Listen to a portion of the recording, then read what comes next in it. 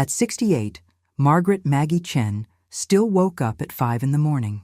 Not out of obligation, but from habit cultivated during 3 decades building Natural Essence Cosmetics from nothing. That Tuesday morning in March, as she prepared her black coffee, she had no idea she was living her final moments as CEO of the company she'd built with her own hands. Maggie chose her navy blue power suit, the same one she'd worn to her first investor meeting 15 years earlier. There was something special about today, an extraordinary board meeting that Jessica, her daughter, had called with only 2 days' notice. "Mom, it's about the changes we discussed," Jessica had said over the phone, her voice strangely formal. "It's time to implement new strategies." Jessica had always been ambitious, MBA from Wharton, Harvard Business School executive program. At 42, she'd held the position of Chief Operating Officer for 5 years, always pushing for modernizations that Maggie considered hasty. Natural Essence Cosmetics occupied an elegant building in downtown Seattle. Maggie arrived 15 minutes early, as always. The receptionist, Carol, avoided her gaze. The employees seemed tense, whispering in small groups that dispersed when she passed. In the elevator, Maggie mentally reviewed the company's numbers. Annual revenue of $50 million, 12% growth last year, a customer base loyal for decades. The boardroom was different. Normally, Maggie sat at the head of the mahogany table. Today, Jessica was there, documents organized in front of her, laptop open, a PowerPoint presentation already projected on the wall. "Mom, sit here." Jessica indicated a side chair, not the head position. Around the table, the 5 board members avoided her gaze. Robert, the commercial director, Patricia from legal, Mark from finance, and 2 representatives from minority investors. "Well," Jessica began, her voice firm, "I've called this meeting to discuss Natural Essence's future. We're at a crucial moment. The cosmetics market is undergoing accelerated digital transformation, and we must adapt or be left behind." Jessica continued, presenting charts about e-commerce, digital marketing, social media influencers. "Our online sales represent only 30% of revenue when they should be 70%. Jessica clicked to the next slide. "Our products are seen as artisanal in a market that values technology and innovation." "Artisanal is our trademark," Maggie interrupted gently. "Exactly, Mom. It was our differentiation. But the market has changed. We need to reformulate our line, modernize our communication, rejuvenate our brand." "What are your specific proposals?" Maggie asked. Jessica took a deep breath. "We need leadership that's more in tune with current times. Someone who understands the modern consumer, who speaks the language of social media, who has the energy for necessary transformations." A heavy silence settled over the room. "What are you saying, Jessica?" "I'm saying it's time for you to retire, Mom. You built something wonderful, but now you need to trust me to carry it forward. Your methods, well, they belong to another era." None of the directors met her eyes. Robert studied his nails. Patricia scribbled in her notepad. Mark cleaned his glasses. "Retire," Maggie repeated. "At 68, at the peak of the company's productivity, you want me to retire. It's not about age, Mom. It's about perspective. You had your time. Now it's my turn." Maggie stood slowly, with dignity. 30 years of building, summarized as, "You had your time." "I understand," she said, voice controlled. "And you all agree with this?" One by one, the directors murmured agreement. "Very well," Maggie picked up her purse. "Then I wish you all luck." "Mom, you're not going to cause problems, are you?" Jessica asked, insecurity in her voice. Maggie stopped at the door without turning around. "Problems, dear? I never cause problems. I solve problems." She left the room, leaving behind 3 decades of life and a daughter who had no idea what she'd just unleashed. In the garage, she sat in her silver Mercedes, breathing. Then she started the car and drove home, one question hammering in her mind. Had Jessica checked who really controlled Natural Essence's shares? What I discovered in the company papers would change everything. Maggie drove through Seattle's streets on autopilot, her mind processing every detail. 20 minutes later, she was home, an elegant Tudor-style house in Bellevue that she'd bought with the company's first substantial profits. The house had always been her refuge. In the home office, shelves displayed 3 decades of awards. Entrepreneur of the Year, Most Innovative Natural Product, Outstanding Family Business. She sat in the leather armchair, looking out the window. The betrayal hurt more than any blow from competitors. It was personal. It was family. The phone rang. Jessica. Mom, can we talk? Of course, honey. About your new position as CEO? About our family? About what's best for everyone? An hour later, Jessica arrived driving her white BMW. She entered the house as if it were neutral territory. Mom, you know I love you, she began. I know, dear. And you know I love you too. Maggie served coffee in porcelain cups. But love and business are different things. Exactly. That's why we need to separate things. You built something wonderful, but now you deserve to rest, enjoy life, and you take control of the company. Yes, with all respect for everything you built. Can I ask you a question, Jessica? Did you consult the corporate documents before you fired me?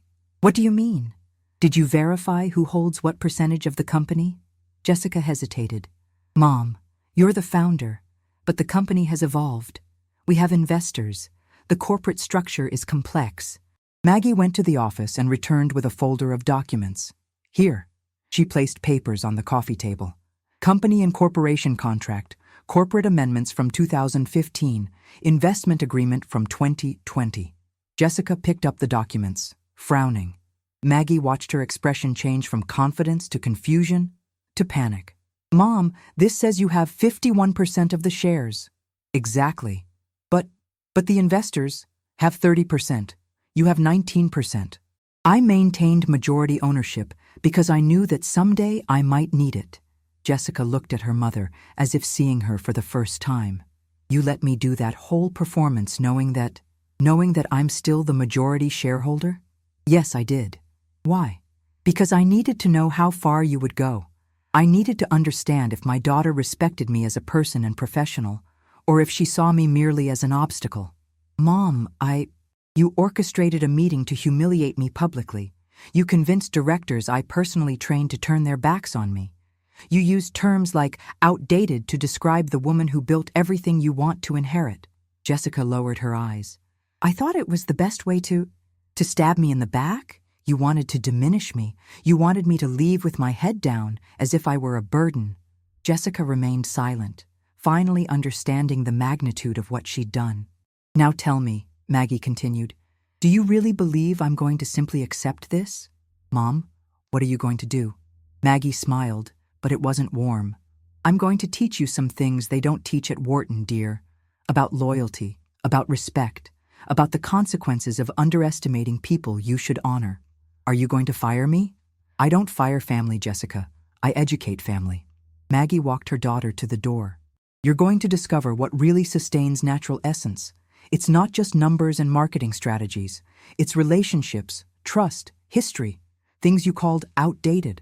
Jessica left, and Maggie returned to the office, opening her contact list. 30 years of business relationships, suppliers, clients, partners, people who trusted her, not the company. Maggie smiled for the first time since morning. Jessica had no idea I still had cards up my sleeve. That night, Maggie couldn't sleep. She lay in bed staring at the ceiling. David, her husband, had died 5 years ago. Jessica had moved out at 25. The large house now echoed only her own reflections. At 4 a.m, she gave up trying to sleep. She prepared coffee and toast, but this time was different. For the first time in decades, she wasn't in a hurry to get to the office. She wasn't officially CEO of anything. At 7, the phone rang. Carlos, her personal driver. Mrs. Chen, should I pick you up at the usual time? No, Carlos. Today I'll drive myself. But stop by the company at 9, observe how things are, then call me. Maggie dressed carefully.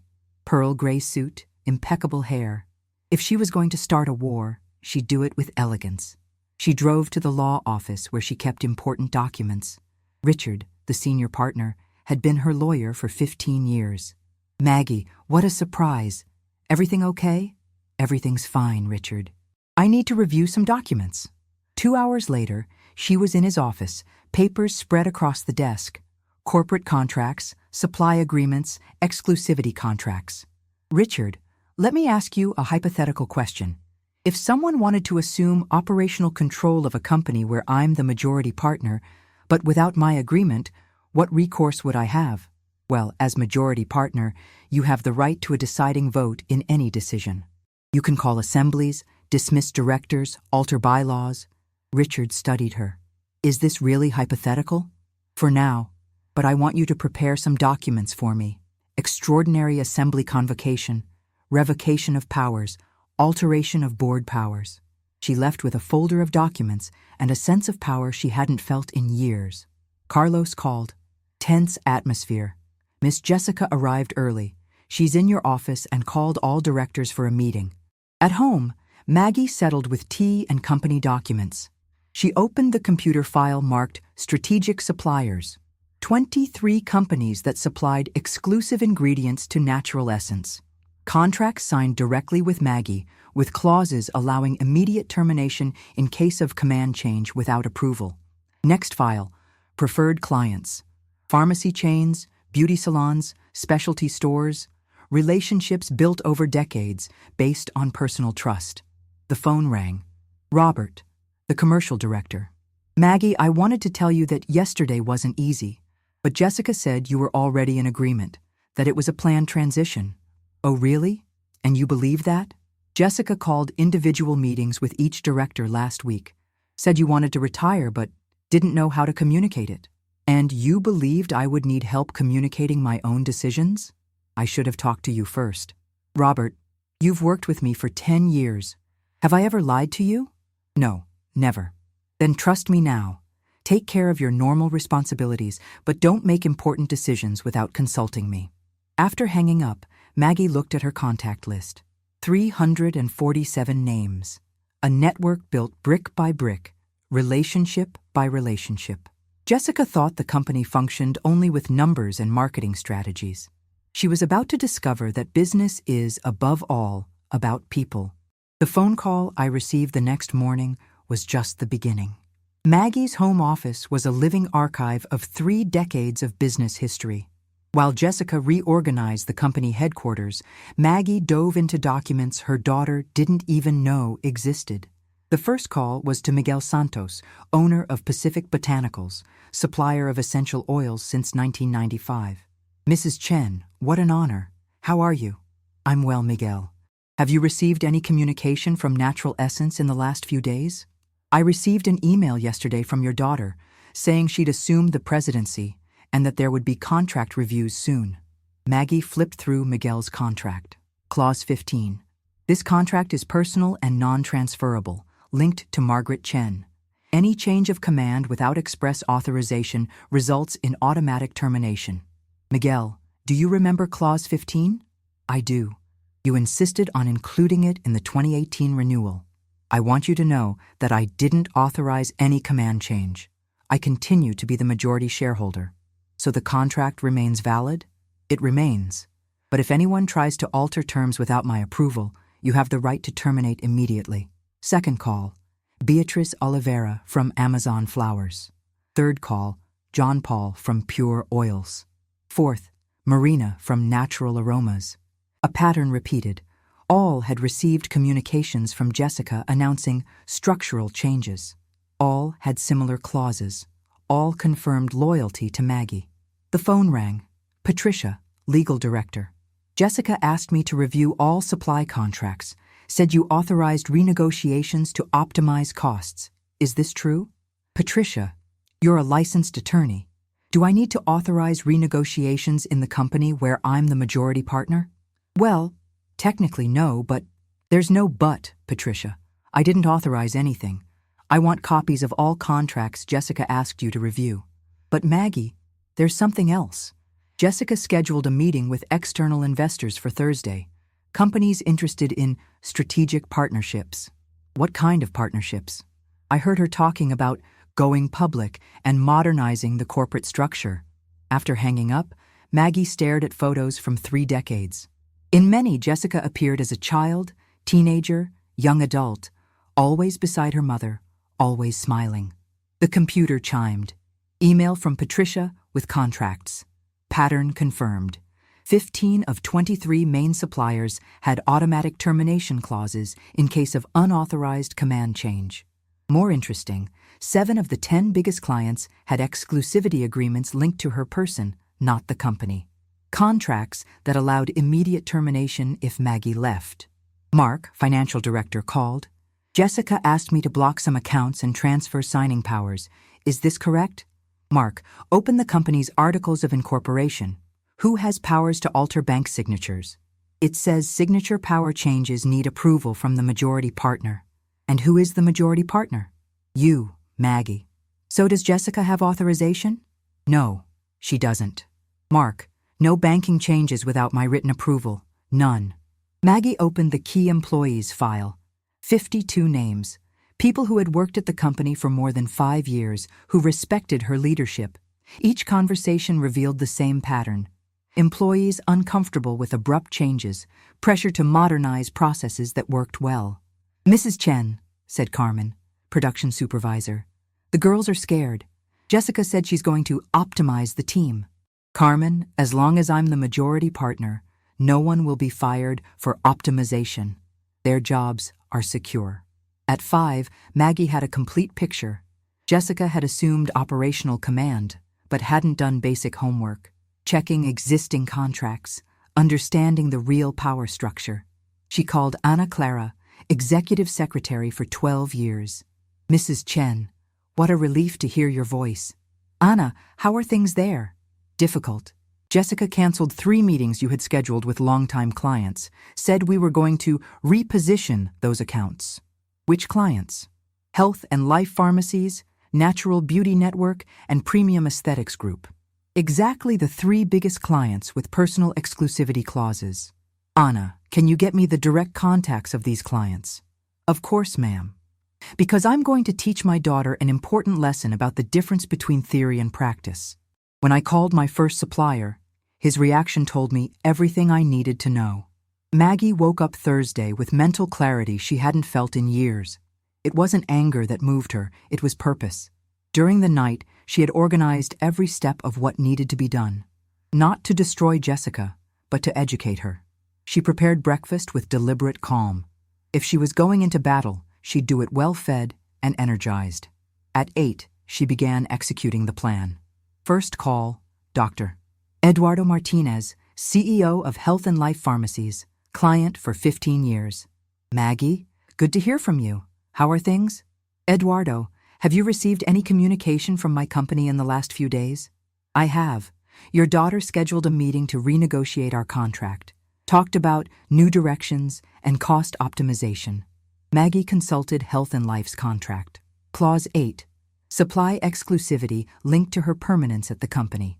Eduardo, do you remember that our exclusivity contract is personal? Linked to my person, not just the company? I remember. You insisted on that 3 years ago when we renewed. I want to inform you that I didn't authorize any renegotiation. I continue as majority shareholder. So, the meeting with your daughter? You can attend if you want, Eduardo. But any contractual alteration without my approval automatically activates our termination clause. You can count on our loyalty, Maggie. Always. Second call. Mariana Santos, Purchasing Director at Natural Beauty Network. Mariana, I received a strange proposal from your daughter yesterday. What kind of proposal? She wants to alter our exclusive product line, said they're launching a new brand identity and that our current products are too traditional. Jessica was messing with exactly the products responsible for 40% of the company's revenue. Mariana, our contract stipulates that changes to the exclusive line need approval from the original product creator. That's me. Exactly. That's why I found it strange. Accept the meeting with Jessica, but make it clear that any alteration depends on my approval. Third call. Ricardo Barbosa, CEO of Premium Aesthetics Group. Ricardo, I just came out of a meeting with your daughter. She wants to completely reformulate our partnership. Talked about bringing fresh blood to the line, hiring digital influencers. And what did you think? Look, Maggie, we've worked together for 12 years. Our products have a loyal clientele exactly because they're reliable, traditional. Why change something that works? Good question, Ricardo. She mentioned you're retiring. Ricardo, I'm 68 years old, in good health, full of energy. Why would I retire? So you're not leaving? No. And any change in our partnership needs my approval. At 10, Maggie took a break for tea.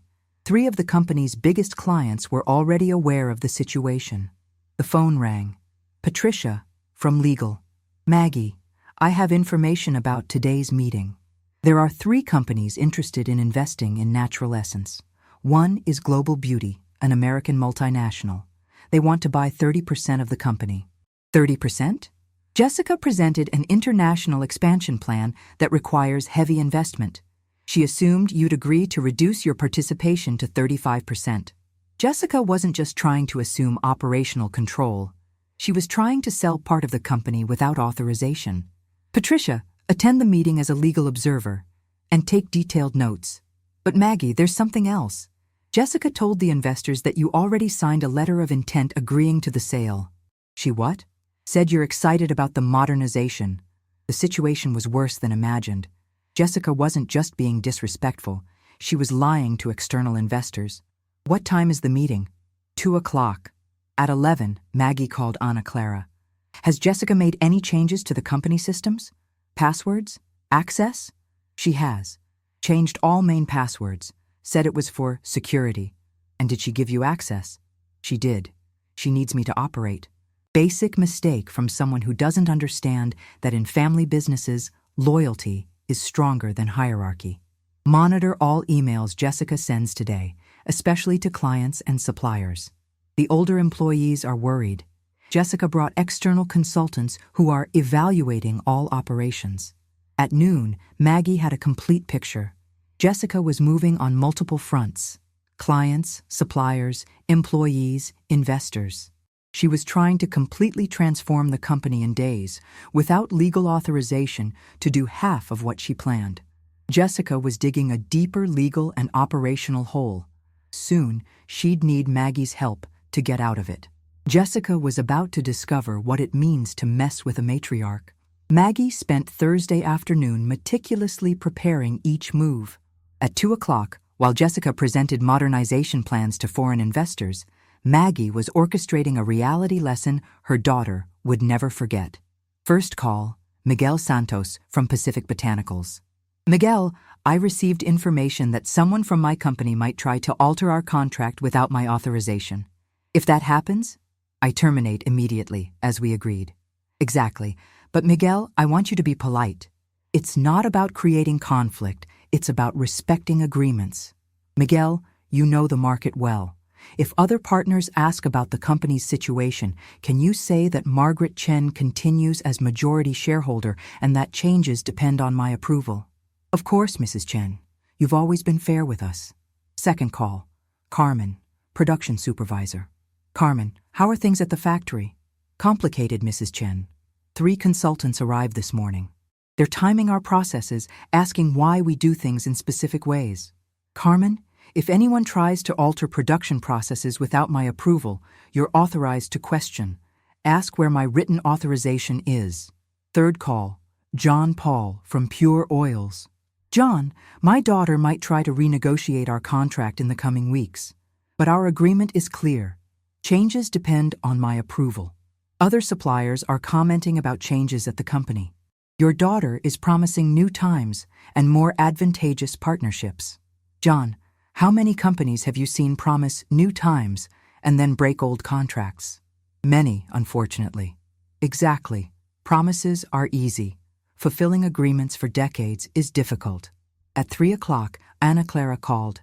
Mrs. Chen, the meeting with investors is over. Jessica presented a 300% growth plan in 2 years. The investors were interested, but asked questions about the corporate structure. They wanted to know if all partners agreed to the participation sale. Jessica guaranteed they did. Another documented lie. They asked to see documents. Jessica said she'd provide them by tomorrow. What documents? Corporate contracts, audited balance sheets, and assembly minutes approving the sale. Jessica had promised documents that didn't exist. At 4 o'clock, Patricia called. Maggie, the meeting was problematic. Jessica made commitments she can't fulfill. She promised investors she can sell 30% by next week. And they believed it? Initially, yes. but Global Beauty's lawyer asked specific questions about the corporate structure. Jessica said she'd email it today, but the articles clearly state that you have 51% and that participation sales require assembly. Patricia, if Jessica calls an assembly, you'll notify me immediately? Of course. There's one more thing. Jessica asked me to adapt some corporate documents to not make your majority control so clear. Patricia, you know that would be document falsification? I know, that's why I'm calling you. I won't do it. At 5 o'clock, Maggie called Richard, her lawyer. Richard, are the documents ready? They are. Assembly convocation, revocation of powers, board reorganization. Perfect. But I'm not going to use them yet. I want to give Jessica one more chance to realize the hole she's digging. During dinner, she mentally reviewed each piece on the board. Suppliers alerted and protected by contracts. Clients aware of the real situation. Loyal employees informed. Legal documents prepared. Jessica was isolated without realizing it, surrounded by commitments she couldn't fulfill and promises she had no authorization to make. The phone rang one last time. Jessica. Mom, we need to talk urgently. Of course, dear. About what? About the problems you're causing. Some suppliers are questioning contracts. Clients are asking strange questions about authorization. Jessica, I'm not sabotaging anything. I'm simply exercising my rights as majority partner. If this is causing problems for you, maybe you should have consulted me before making promises you can't fulfill. What promises? For example, selling 30% of the company to American investors without shareholder assembly. Long silence. How do you know about that? Jessica, the company is 30 years old. Do you think I don't have sources of information? Mom, that sale is fundamental for our modernization. That sale is illegal without my approval, and I don't approve.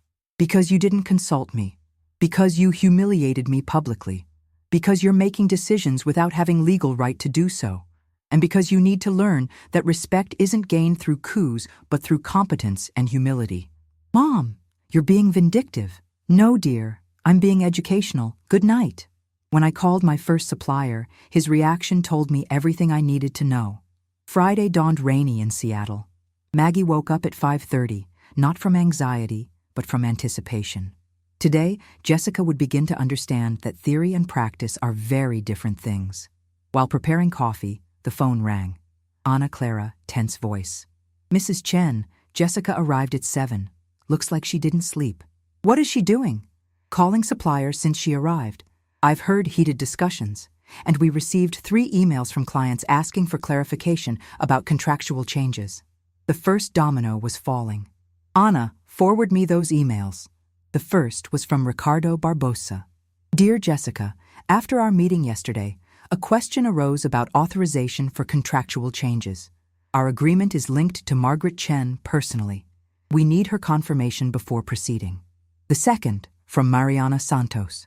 Jessica, our exclusive line was developed by Margaret over years. Any modification requires her approval. The third, from Eduardo Martinez.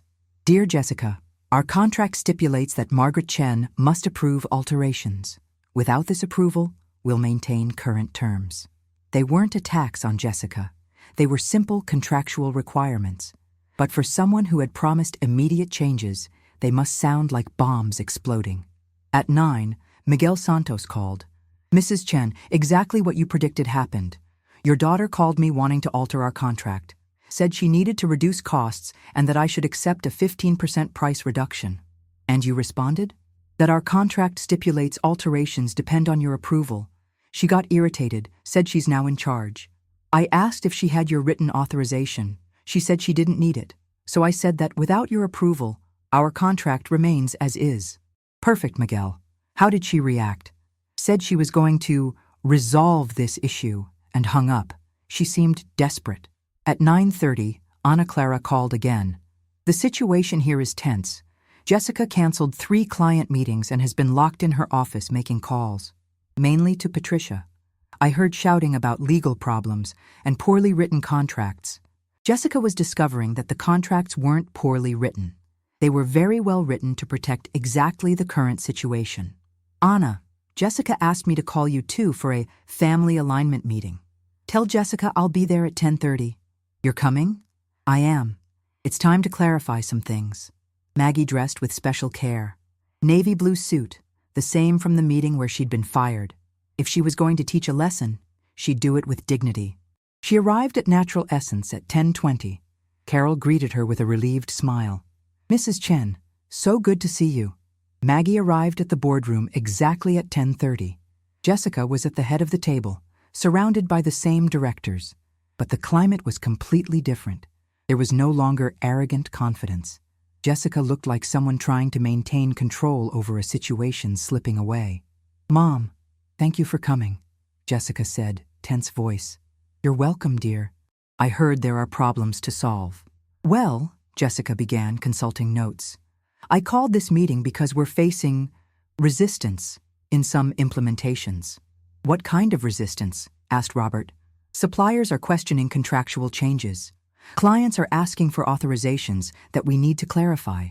The problem is that some old contracts have specific clauses that are complicating our modernization. Mark spoke up. Jessica, I received calls from 3 banks questioning signature changes you requested. They're asking for documentation proving your authorization. Maggie decided it was time to speak. Jessica, may I ask a question?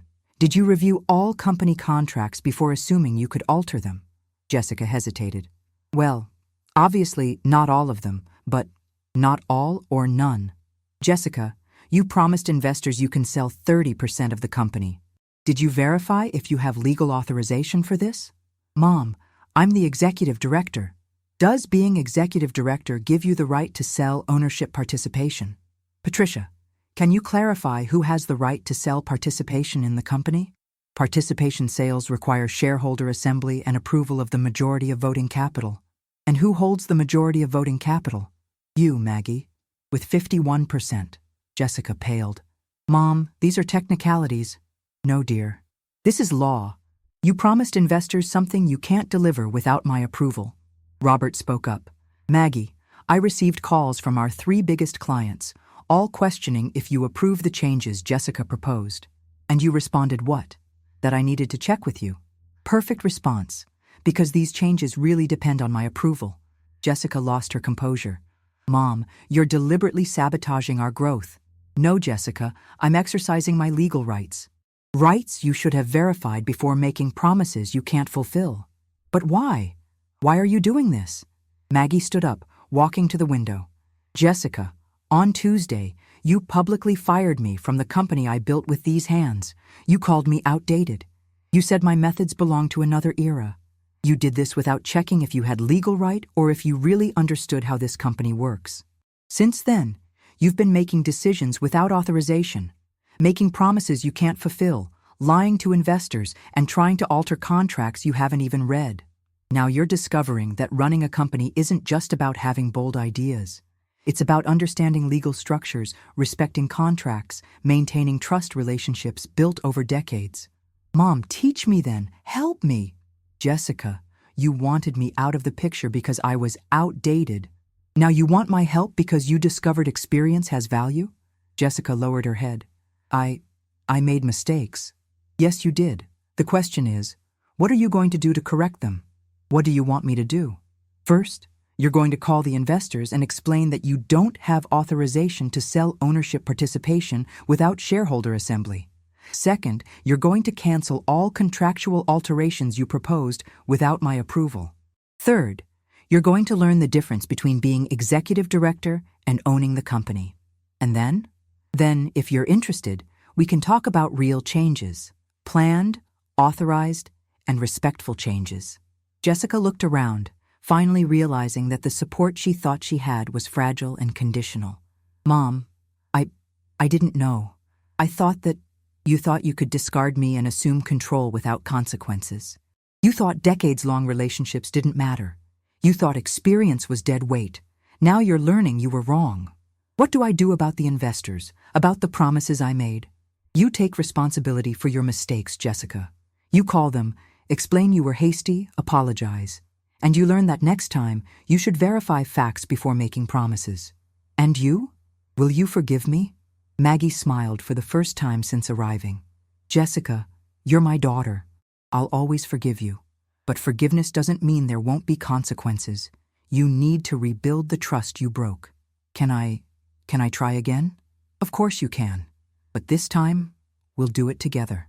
As it should have been from the beginning. Maggie stood up. Now I'm going home. When you've resolved the problems you created, call me. Then we'll talk about the company's future. The first crack had become an abyss that Jessica would have to learn to cross. The weekend passed in silence. On Monday morning, Maggie knew the storm was just beginning. At 9, Ana Clara called. Mrs. Chen, Jessica arrived very early today. Since 7, she's been making calls. To whom? First to the American investors. It didn't go well. She tried to explain there were technical issues to resolve before the sale. Global Beauty's lawyer asked direct questions about shareholder authorization. Jessica had to admit she didn't have it. How did they react? They didn't like it, said they would re-evaluate their interest in the company. Basically, they canceled negotiations. Jessica was beginning to face the consequences of her lies. At 10, Miguel Santos called. Mrs. Chen, your daughter called me again today, more humble this time, said she might have been hasty, and asked if I'd consider minor adjustments to the contract. And you responded?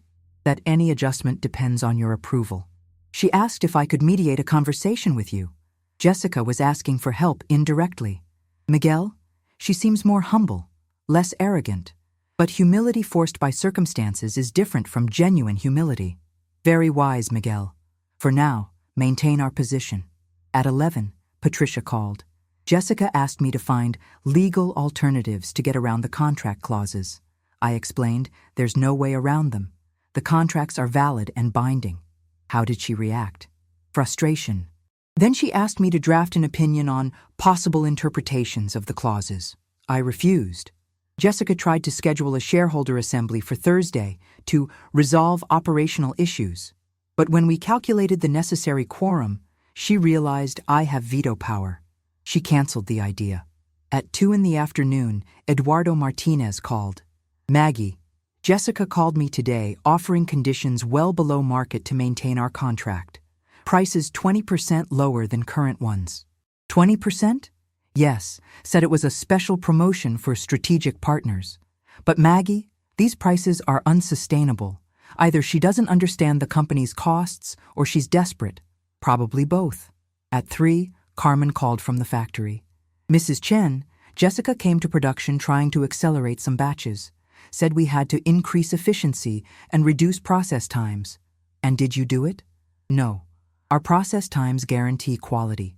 Accelerating compromises the product. I told her that. She got irritated, said I was being resistant to change. But Mrs. Chen, change is only good when it improves the result, not when it makes it worse. Jessica said she was going to review our operational necessity. Does that mean layoffs? Jessica was beginning to make desperate decisions. Carmen, as long as I'm the majority partner, no one will be fired for questioning technically wrong decisions. At 4, Ana Clara called again, voice more tense. Mrs. Chen, the situation here is critical. Jessica called a consulting company specializing in operational restructuring. They arrived an hour ago and are evaluating redundancies. Jessica was escalating the situation.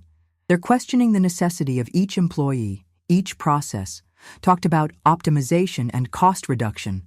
Jessica was trying to cut costs drastically to compensate for the loss of investors and problems with clients and suppliers. Ana, document everything these consultants are doing. I want a complete report. At 5, Robert called. Maggie, Jessica asked me to call all our clients offering 25% discounts to renew partnerships. Said it was strategy to build loyalty before complete modernization. And did you call? No. Those discounts would break our margin. Besides, clients get suspicious when you offer discounts for no apparent reason. This isn't investment, it's desperation. Robert, don't execute any of Jessica's commercial decisions without consulting me first. Maggie, I think Jessica is panicking. I think so too. And people in panic make bad decisions. At 6, Maggie received the call she was expecting. Jessica, Mom, I need to talk to you. Of course, dear. How was your day? Difficult. Mom, the investors canceled. The clients don't want contractual changes. The suppliers are inflexible. And what do you intend to do? I'm trying to find alternatives. I hired consultants to optimize costs, offered special conditions to clients. Jessica, you're offering unsustainable prices and threatening to fire competent employees. That's not optimization, it's desperation. Silence. Mom, I don't know what to do anymore. Jessica, do you want my help?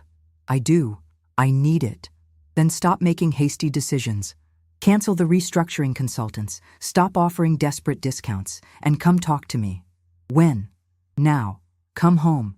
It's time we talked like two adults who want the best for the company. You won't humiliate me? Jessica, I never wanted to humiliate you. I wanted to teach you. There's a difference. I'm coming. The storm that began with arrogance and lack of preparation was coming to an end. Now it was time to rebuild, not just the company, but the relationship between mother and daughter. Jessica was learning that broken pride can be the first step to genuine wisdom. Jessica arrived at her mother's house at 7 in the evening, driving slowly under the rain. Maggie watched her from the window. Hunched posture, hesitant steps, the arrogance of recent days replaced by something that looked like genuine humility. "Come in, dear. You're wet," Maggie said, offering a towel.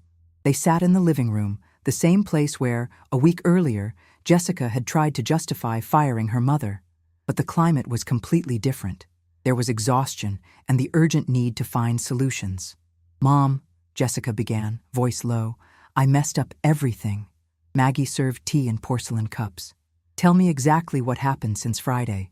The investors canceled completely, said they don't negotiate with companies where there are unresolved corporate conflicts. Global Beauty's lawyer was direct. "Without unanimous shareholder approval, there's no deal." Continue. "The clients. Eduardo told me our current prices are already competitive and that he won't accept alterations without your approval. Mariana and Ricardo said the same thing. I tried to convince them by offering discounts, but desperate discounts make clients suspicious of your financial stability." Jessica nodded, hands trembling slightly as she held the cup. "Yes." Eduardo asked if we were having financial problems. "And the suppliers?" "Completely inflexible."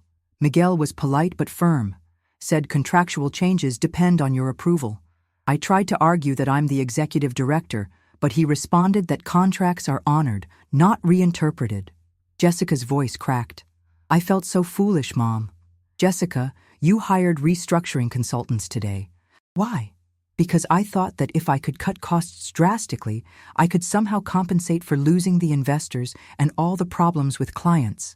Jessica set down her cup with shaking hands. "I was grasping at straws, Mom.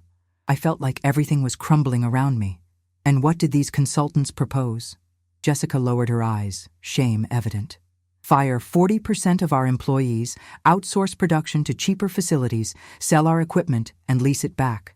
Basically, gut everything that makes Natural Essence what it is." "And you thought that was a viable solution?" "I was desperate, Mom. For the first time in my life, I felt completely out of control. Every decision I made seemed to make things worse." Maggie stood up, walked to her home office, and returned with a thick manila folder. "Jessica, before we go any further, I'm going to show you some things you should have reviewed before making any of these decisions." She opened the folder on the coffee table. The first document was Natural Essence's comprehensive financial statement for the past 5 years. Look at these numbers carefully. Sustainable growth of 12% annually. Profit margins holding steady at 18%, 0 debt, positive cash flow every quarter. Jessica, Natural Essence isn't a struggling company that needs desperate measures. It's one of the healthiest businesses in our sector. Jessica studied the spreadsheets, her frown deepening. "Mom, but the company needs to grow faster to compete." "According to whom? According to consultants who've never worked in natural cosmetics? According to investors who want unrealistic returns?" Maggie turned to the next section. "Look here. Our direct competitors over the past 5 years. Beauty First, bankrupt after aggressive expansion. Natural Glow, sold to a multinational and stripped of everything that made it special. Eco Beauty, still struggling with debt from their modernization push. But Mom, the market has changed so much. E-commerce, social media marketing. Jessica, 35% of our revenue already comes from online sales, higher than the industry average. We have active, engaged followings on Instagram, TikTok, and Pinterest. We partner with 8 carefully selected influencers who genuinely align with our values. We're not behind the times, we're selective about which trends actually serve our customers. She produced another document, Customer Satisfaction Report. 96% customer satisfaction rate, 89% customer retention. Average relationship duration, 8 years. Jessica, these are metrics that the so-called modern companies spend millions trying to achieve. Jessica stared at the documents as if seeing them for the first time. Mom, why have I never seen these detailed reports before? Because you never asked to see them. You assumed the company was falling behind without investigating whether that was actually true. You assumed I was resistant to change without understanding the strategy behind our approach. Maggie pulled out a competitive analysis report. Here's what happened to companies in our space that pursued aggressive modernization in the past 3 years. Tech Beauty lost 60% of their customer base chasing trends. Innovate Cosm buried in debt from rapid expansion. Modern Glow fired half their workforce and now produces inconsistent quality. And what about us? We grew steadily while they crashed and burned. We maintained our quality standards, kept our workforce stable, and strengthened our customer relationships. This isn't luck, Jessica. It's the result of careful, strategic decision-making. Jessica sat in stunned silence, absorbing the reality that her perception of the company had been completely wrong. Mom, I thought you were being stubborn about necessary changes. And I was concerned that you wanted to make unnecessary changes. Maggie settled back into her chair. The truth is, we were both partially right and partially wrong. How do you mean? You're absolutely right that the company has potential to grow further. I was wrong not to include you more deeply in strategic planning. But I was right that changes need to be thoughtful and planned, and you were wrong to think you could simply discard 30 years of accumulated wisdom and relationships. Jessica finally looked directly at her mother. Mom, what do I need to do to fix this mess I've created? Maggie smiled slightly, the first genuine smile Jessica had seen from her since this ordeal began. First, you need to call those restructuring consultants and terminate their engagement. I already did that. I called them before I came here tonight. Good. Second, you need to personally call Eduardo, Mariana, and Ricardo. Apologize for the confusion and explicitly confirm that all existing contracts remain in full effect. Okay. Third, you need to schedule an all-hands meeting with our employees to reassure them that their jobs are secure and that the company is financially stable. And after that, Maggie pulled out the final document, a detailed 40-page strategic plan. Then we'll work together on a real growth strategy. Not panicked expansion, but intelligent, sustainable development that builds on our strengths. Jessica's eyes widened as she flipped through the comprehensive document. Market analysis, opportunity identification, implementation timelines, financial projections. You already had this prepared? Jessica, I'm 68 years old with 3 decades of experience building this business. Did you really think I didn't have plans for our future? But why didn't you show me this before? Because you fired me before asking whether I had any strategic vision. You assumed I was an obstacle to progress instead of a partner in planning it. The emotions Jessica had been holding back finally overwhelmed her. She began to cry, deep sobs that seemed to come from somewhere profound inside her. Mom, I'm so sorry. I was arrogant, disrespectful, completely reckless. Maggie moved to sit beside her daughter, wrapping her arms around Jessica. Sweetheart, everyone makes mistakes. What matters is what we learn from them and how we choose to move forward. Can you ever forgive me? I forgave you before you even asked. But forgiveness doesn't mean we simply return to the way things were. It means we build something better together. What does that look like practically? Maggie pulled back to look directly into Jessica's eyes.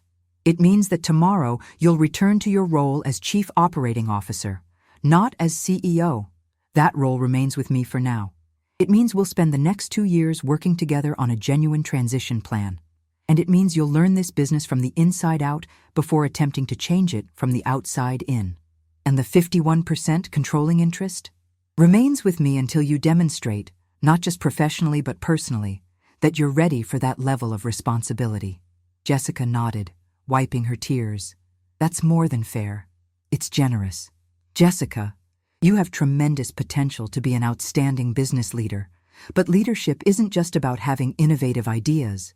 It's about implementing those ideas in ways that honor people, respect established relationships, and create sustainable value for everyone involved.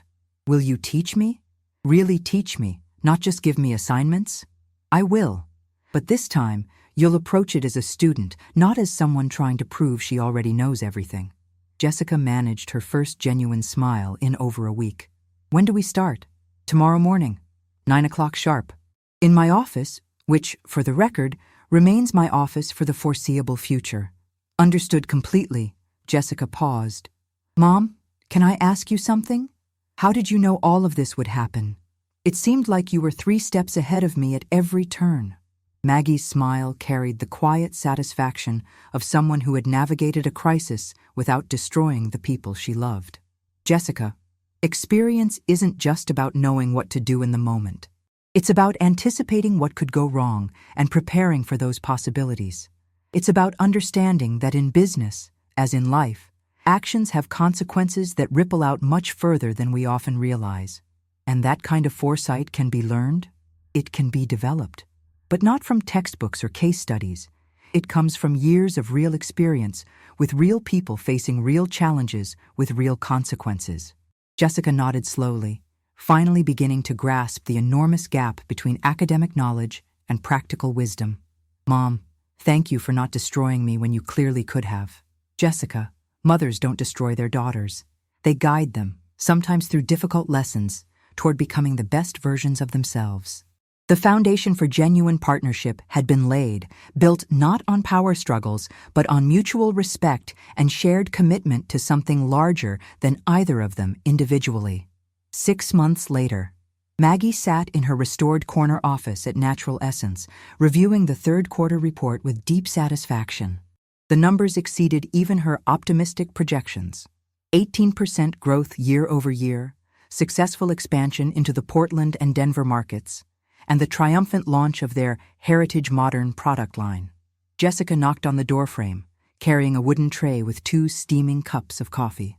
Good morning, Mom. I brought your favorite Ethiopian blend, and I have some exciting updates from our regional managers. Thank you, sweetheart. How did your weekend research project go? Incredibly well. I completed the comprehensive market analysis for the organic line extension we discussed. You were absolutely right about the timing. Consumers are ready for our approach, but we need at least 10 months of careful development to ensure we maintain our quality reputation. Maggie observed her daughter with quiet pride.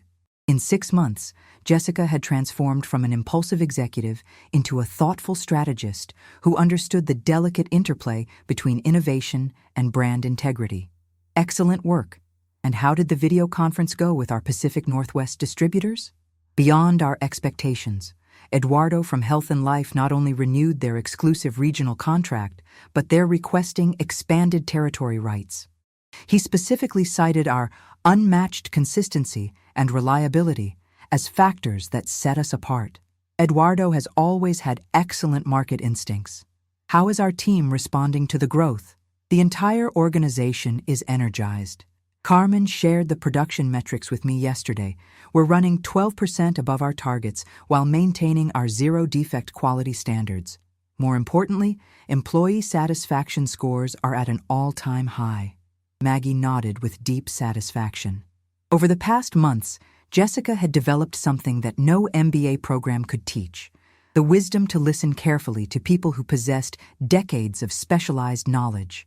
Jessica, I'd like to ask you something important. Of course. What have you learned during these 6 months that you wish you'd understood before our challenging period? Jessica set down her coffee and considered the question thoughtfully. I've learned that successful companies aren't just financial entities or organizational structures. They're living communities built on relationships, mutual trust, institutional memory, and shared values that develop over many years. I learned that change without proper context isn't innovation. It's potentially destructive. And most fundamentally, I learned that your experience wasn't a limitation holding us back. It was accumulated wisdom that could accelerate our progress. That's a profound understanding. What else has become clear to you? I've realized that you weren't outdated or resistant to necessary change. You were being strategic and protective of the elements that actually work. There's a crucial difference between being behind the times and being selective about which trends genuinely serve our mission and customers. Maggie felt a wave of validation, remembering the sting of being called outdated in front of the entire board. And on a personal level, what have you discovered about yourself during this period? Jessica was quiet for a moment, gathering her thoughts carefully. I've learned that much of my behavior was driven by fear. Fear that I would never measure up to your reputation and accomplishments. Instead of learning from you and building on the foundation you'd created, I tried to tear down what you'd built so no one could make direct comparisons. I thought if I could clear the field completely, I could establish my own legacy without living in your considerable shadow. And how do you see that dynamic now? Now I understand that the comparison was never supposed to be between us. It should be between who I was yesterday and who I'm becoming today. And I can only become the leader I'm meant to be by learning from the exceptional leader you are. Maggie walked to the large corner window that overlooked the bustling production floor. Jessica, would you like to know what I've learned about myself during this challenging period? Very much. I've learned that I was also operating from a place of fear. I was afraid that you didn't truly understand or respect what I'd spent 3 decades building. I was afraid you saw me as an outdated obstacle to overcome rather than an experienced mentor to learn from. And I was terrified that everything I'd poured my heart and soul into would be lost or damaged in the hands of someone who didn't fully appreciate its value. And now I see that you have the potential to be a far more effective leader than I ever imagined possible. Not just because you bring fresh perspectives, though you certainly do, but because you've learned to blend innovation with wisdom, ambitious vision with practical humility. Jessica smiled, but Maggie could see there was something more she wanted to share. Mom, can I tell you about an important realization I had recently? Please do. I finally understood the real strategic reason you included those termination clauses in our supplier and client contracts. You always knew that someday someone might try to push you out of your own company. So you built in intelligent protections, not just for your own position, but for the long-term integrity and stability of the business itself. Maggie laughed with genuine delight. You've become quite the strategic analyst. What else did you piece together? That those contractual protections weren't about ego or control. They were about ensuring that any major organizational changes would be thoughtful, planned, and consensual rather than impulsive and potentially destructive. You were protecting the relationships that are the real foundation of our success. And now you fully understand the wisdom in that approach? Completely. Relationships that take decades to build can be destroyed in moments by rash decisions made without proper consideration. In a family business especially, those relationships aren't just valuable assets. They're the bedrock that everything else is built on. The phone rang. Ana Clara's voice came through the speaker with obvious excitement. Mrs. Chen, I have wonderful news to share. You've been selected as the recipient of the Pacific Northwest Businesswoman of the Year Award, specifically in the Leadership and Mentorship Excellence category. Maggie glanced at Jessica, who was positively beaming with pride. That's quite an honor, Ana. Do you know who submitted the nomination? The Seattle Young Entrepreneurs Association, along with co-sponsors from the Washington State Business Council. Their nomination letter specifically praised your exceptional ability to transform interpersonal conflict into organizational opportunity and your rare gift for developing next-generation leaders through practical wisdom rather than purely theoretical instruction. After ending the call, Jessica immediately spoke up. Mom, you absolutely deserve that recognition. No one I know has demonstrated better leadership through adversity. Jessica, if I receive that award, it belongs to both of us. I could only demonstrate those mentorship capabilities because you provided me with the opportunity to teach and guide through a real challenge. Even after everything I put you through, all the problems I created, especially because of what we experienced together. Anyone can mentor someone who's already eager and ready to learn. The real test, and the real growth for both people, comes from teaching someone who first needs to learn how to learn. Jessica laughed with genuine warmth. So you're saying I helped you win a prestigious award by being stubborn and difficult? You helped me discover leadership and teaching capabilities I didn't even know I possessed. At 10 o'clock, their weekly senior staff meeting convened, and the transformation in organizational dynamics was remarkable. Jessica presented detailed operational reports while actively seeking Maggie's insights before making strategic recommendations. Robert shared market intelligence that sparked collaborative discussion. Patricia provided legal guidance that served both generations of leadership. Mark presented financial analyses that reflected sustainable, strategic growth. Before we adjourn today, Maggie announced, we have a significant strategic opportunity to evaluate together. Global Beauty has approached us again through their business development team. They're interested in resuming investment and partnership discussions. Jessica straightened in her chair with professional interest rather than impulsive excitement. What's their current proposal structure? Essentially similar terms to what they offered 6 months ago. They want to acquire a 30% equity stake in Natural Essence, with the goal of accelerating our expansion into international markets. What's your initial assessment, Mom? Maggie smiled inwardly, noting how Jessica was asking for guidance rather than jumping to conclusions. My instinct is that we should proceed very carefully and methodically. We've achieved excellent organic growth without external capital infusion. The fundamental question we need to answer is, what unique and valuable capabilities can they provide that would justify sharing control of our company? Enhanced access to European and Asian markets, Robert suggested thoughtfully. Advanced research and development capabilities for next-generation product innovation, Mark added. And proven expertise in global supply chain optimization and management, Patricia contributed. Jessica listened carefully to each perspective before responding. What's their timeline for receiving our decision? They're requesting our formal response within 3 weeks. Then I recommend we conduct thorough due diligence on their proposal. Let's systematically analyze the potential benefits and risks, consult extensively with our key partners and major stakeholders, carefully evaluate the potential impact on our employees and company culture, and then make a fully informed decision together as a leadership team. Maggie nodded with visible pride and satisfaction. That's exactly the right approach, Jessica. Thorough, collaborative, and strategic. I learned from an exceptional teacher who showed me the value of careful preparation. After the meeting concluded, mother and daughter remained in the conference room alone. Jessica, I want to ask you something quite personal. Of course. Do you still have ambitions to become CEO of this company? Jessica considered the question carefully. Yes, I absolutely do. But I'm no longer in any hurry to get there. I'd much rather be a competent, respected, and effective CEO in a few years than a failed CEO who took on responsibility before she was truly ready.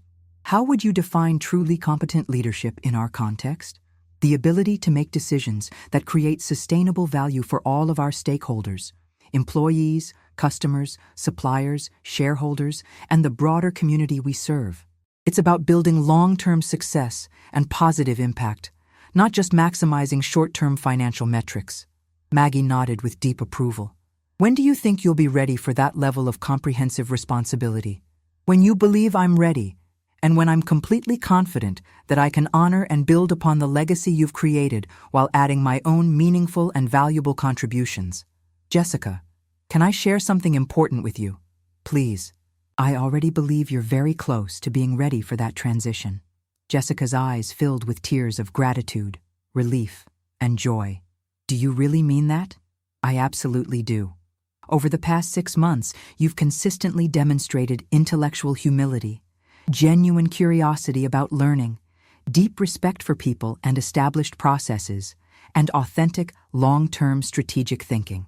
Those are the fundamental qualities that define exceptional leadership. When do you envision the actual transition occurring? Maggie looked out at the Seattle skyline, envisioning a future filled with exciting possibilities and continued success. On my 70th birthday, which is 18 months from now. That timeline gives us adequate opportunity for comprehensive preparation, gradual transition of key responsibilities, and for you to assume the CEO role with my complete confidence and enthusiastic support. Jessica stood and embraced her mother warmly. Thank you for not giving up on me when you had every reason to do exactly that. Jessica, mothers never give up on their daughters, we simply adjust our teaching methods and approaches as circumstances require. What was your specific method for dealing with my particular challenges? Maggie chuckled with affection. Natural consequences combined with patient guidance. I allowed you to experience the full weight and implications of your decisions until you learned that our choices have far-reaching consequences that extend well beyond ourselves. And it worked beautifully. It worked because you're fundamentally intelligent, ethical, and good-hearted. You just needed to learn how to connect your analytical mind with your natural empathy and wisdom. That afternoon, Maggie drove to Woodlawn Cemetery, where David rested beneath a simple granite headstone. She sat on the wooden bench she'd had installed there. "My dearest love," she said softly to his memory, "you were right about everything. Jessica just needed to learn through direct experience rather than instruction alone. The painful experiences we went through have transformed into genuine wisdom for both of us. She's going to be a better CEO than I ever was. She'll begin with all the wisdom and relationships we built together over 30 years, and then she'll add her own innovations and insights on top of that solid foundation." She remained there for over an hour, reflecting on the journey and feeling profound gratitude for the lessons learned and the growth achieved through adversity. On her way home, Maggie stopped at Pike Place Market and bought a beautiful bouquet of locally grown wildflowers. Simple, authentic, vibrant, and enduring, like the most valuable lessons in life. At home, she raised her glass in a private but heartfelt toast. "To scars that transform into wisdom," she said aloud. "To daughters who teach us as much as we teach them. And to second chances that turn out even better than first chances ever could have." That same evening, Jessica sat in her Capitol Hill apartment, writing thoughtfully in the leather-bound journal she'd started keeping since their reconciliation. "Today I learned that authentic wisdom doesn't come from avoiding pain and difficulty, but from transforming challenging experiences into deeper insight and understanding. My mother didn't punish me for trying to undermine her position and authority. Instead, she taught me that genuine leadership is about elevating and empowering others, not diminishing or controlling them. She showed me that the greatest victories are those where everyone involved grows stronger and wiser. And she demonstrated that a mother's love is powerful enough to break through our pride and arrogance when necessary, but wise and patient enough to rebuild us into better versions of ourselves." And so, two remarkable women discovered that life's most profound and valuable lessons often arrive disguised as our most challenging and painful moments, and that true wisdom emerges when we find the courage and grace to transform our deepest scars into bridges toward a brighter, more meaningful future. Epilogue. 2 years later, Maggie sat in the front row of the Seattle Convention Center's grand ballroom, watching with enormous pride and joy as Jessica stepped up to the podium to accept the Young CEO of the Year award from the Washington State Business Association. At 44, her daughter had transformed Natural Essence into a nationally recognized model of sustainable growth, ethical business practices, and values-driven leadership. "In accepting this tremendous honor," Jessica said into the microphone, her voice clear, confident, and filled with genuine emotion, "I want to dedicate this award to the extraordinary woman who taught me that authentic leadership isn't about wielding power over people, but about empowering people to discover and achieve their highest potential. My mother, Margaret Chen, who at 70 continues to be my greatest mentor, my most trusted advisor, and my most inspiring role model." The sustained applause filled the entire ballroom, but Maggie heard only the beating of her own heart, swelling with more pride and love than she had ever thought possible. After the ceremony, as they walked together through the hotel lobby, Jessica paused and asked, "Mom, do you ever regret your decision to transition the CEO role to me?" Maggie looked at her daughter, poised, accomplished, gracious, but still humble enough to seek reassurance and validation. "Jessica, do you know what I consider my greatest achievement in life? Building Natural Essence from nothing into a $100 million company that employs 200 people? No, my darling, you. The company was my creation, but you are my masterpiece." And in that perfect moment, under the glittering chandeliers of downtown Seattle, two women understood with complete clarity that life's greatest victories aren't those we achieve in isolation, but those we share with the people we love most deeply and completely.